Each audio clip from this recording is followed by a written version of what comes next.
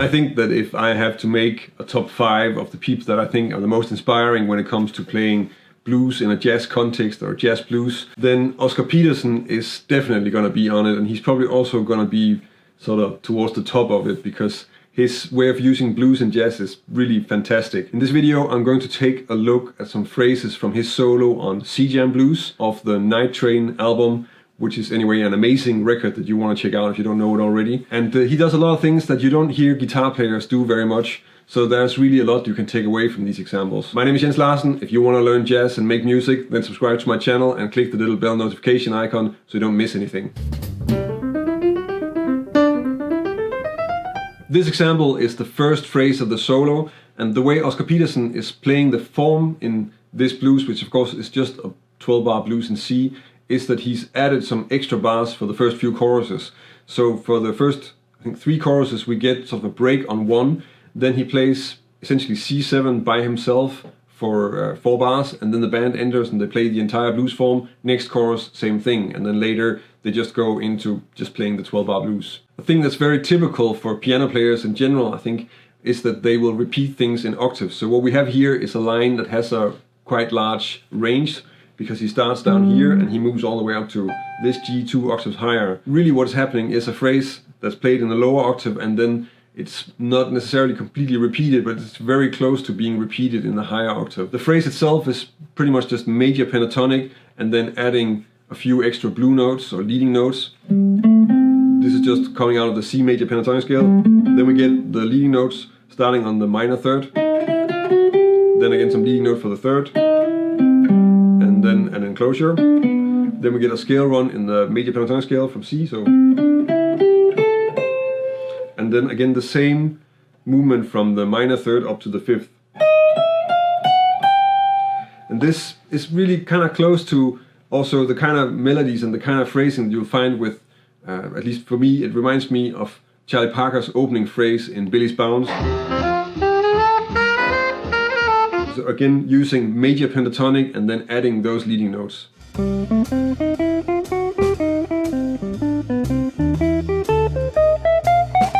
Another thing that I think is really interesting about this first example is the swing feel, because if you listen to the first line that he's playing and you listen to it in half tempo, then it sounds like this.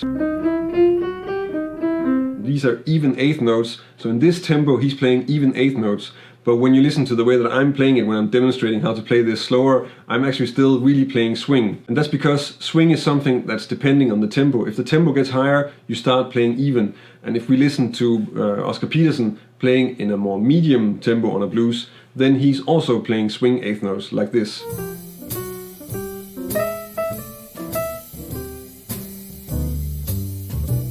Now this is of course something that can be really difficult to learn, but it is really useful to start noticing this and being aware of it, and then you can, when you can hear it, you can also get it into your playing and work with playing more even 8th notes in higher tempos. This short example, I think, really illustrates 2 things that we can learn from Oscar Peterson and possibly also from piano players in general. The first thing that I think is immediately clear is the use of intervals or double stops in the solo lines, which of course works really well for blues. And this is also something that is a part of blues on guitar already. If you go to people like Chuck Berry or actually even Barney Kessel, they will use a lot of that. In this case, Oscar Peterson is playing the 13 or 6 together with the minor third and then adding a leading note, so we get this sound on top of the C7, which I think is a really nice sound. And then he's resolving that with just a major pentatonic line essentially here. The other thing that's really worth noticing about this is how this double stop is placed in the bar, because he's actually anticipating on the 4. So it's coming in on the 4 and really playing as an anticipation to the next bar, and that's something that you do not see guitar players do that often. And it's actually a really nice effect to have, and you'll also see Oscar Peterson use this a few more times in the solo.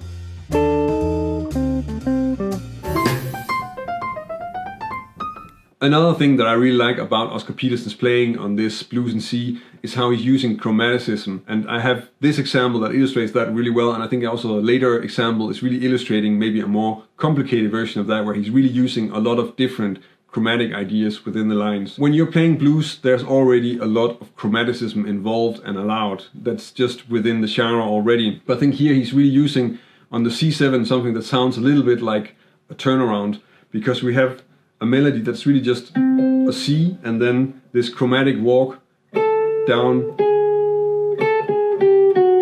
from A to F and then kind of also going to E, but then it's becoming part of another line. And I really like the way he does this also because we have sort of this movement within another melody, so it's sort of hidden between the two C notes, the C octave here, and then he's resolving it back down to the usual chromatic run from the minor third up to the fifth, and then taking it up to the high third and then ending the line there.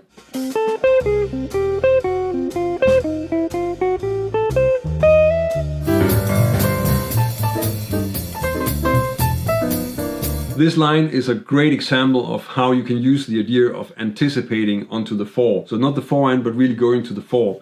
And he is using it on the strongest downbeat in the whole song, which is the 1 of the form. So we have the whole turnaround and we hear the 5 chord and we're really expecting that 1. And then he plays that note not on the 1 but on the 4, so it's too early. And that's kind of a nice, surprising effect really. That's a really powerful place to use this effect, and I think he works with it really well. Another thing that he does here is that he's using octaves to emphasize some of the notes within the phrase. He does this quite a few times in the solo. I just took this one out because we both have that rhythmical effect, and also because it's a fairly easy phrase to demonstrate it. So we really get, he's playing a C, so just the root, but with an octave, and then going to a double stop, which is again the idea with the 13 and the minor third, and then he kind of develops that idea, so again using the C but then as an octave, and then resolving the minor third from the previous example up to the third, the E.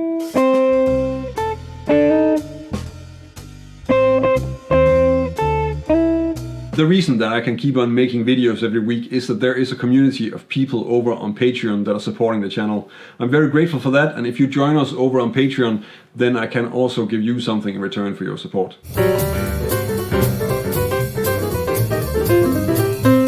This example, I think, is a really good example of how much chromaticism you can really put into a blues. So what he's doing here is he's again starting the phrase on the G7 at the end of the chorus, even though it's pretty much just a C blues phrase throughout, and then there's really added a lot of chromaticism to the line here. So he comes in on the C7 first with an A moving up to the C, harmonizing that with the blue note. So we kind of have the F sharp until the G7. And then going into just having the root in the 5th.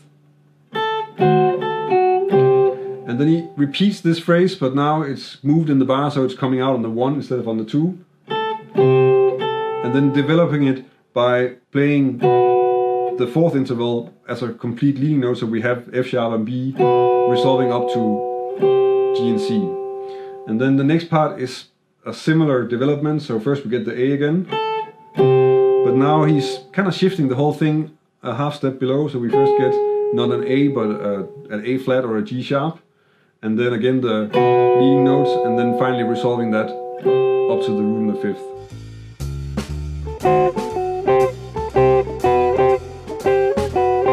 If you want to have some more ideas on how you can get some blues influences into your jazz lines, then check out this video where I'm analyzing a solo from Kenny Burrell, who is really fantastic at using blues in many different ways within a jazz setting. If this is the first time you see one of my videos, then subscribe to my channel. If you want to help me keep making videos, then check out my Patreon page. That's about it for this time. Thank you for watching, and until next time.